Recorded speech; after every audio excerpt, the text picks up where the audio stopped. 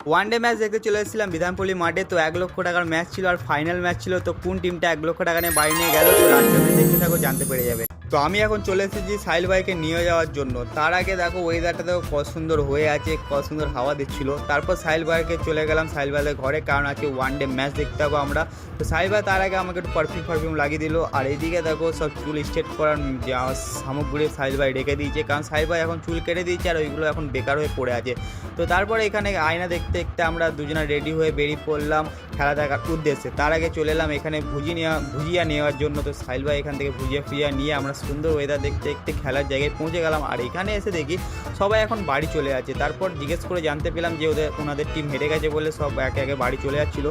আর আমরা এসেছিলাম একটা ভালো সময়, কারণ এখনই এরপরই স্টার্ট হতে চলেছে ফাইনাল ম্যাচ। তো আস্তে আস্তে আমরা এখন ভুজিয়া খেতে খেতে ঢুকে পড়লাম বিধানপল্লী অ্যাথলেটিক ক্লাবে।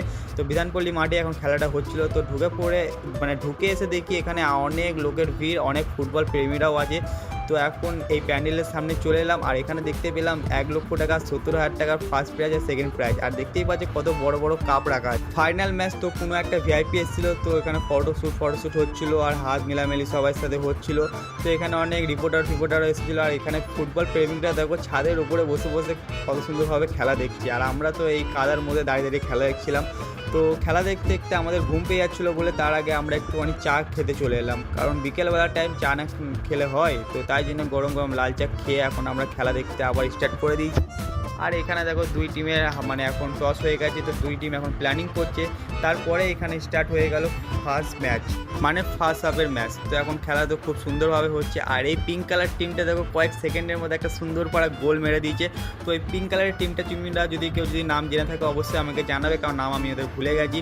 আর দেখো এখন সবুজ টিমটাও খেলা করছে ভালোভাবে। তো সবুজ টিমটারও নাম যদি তোমরা জানো অবশ্যই একটু কমেন্ট সেকশনে আমাকে জানিও। তো দুই টিমের খেলা তো দেখে খুবই মজা লাগছিল, অনেক দূর থেকে এসেছি, আশাটা ব্যর্থ হয়নি, বেশ মজাদার খেলা হচ্ছিলো। তারপর চলে এলো হাফ টাইম।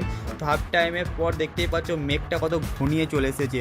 তো আমরা ভাবছিলাম বৃষ্টি হলে বাড়িতে যে না যেতে পারি, ফেসে যায়। তারপর সেকেন্ড হাফের খেলাটা স্টার্ট হয়ে গেল। আর সেকেন্ড হাফের খেলা দেখতেও খুবই মজা লাগছিল, কিন্তু তখনই একটা ছোট্ট পাড়া গোল দিয়ে দিয়েছিল ওই পিঙ্ক কালার টিমটা।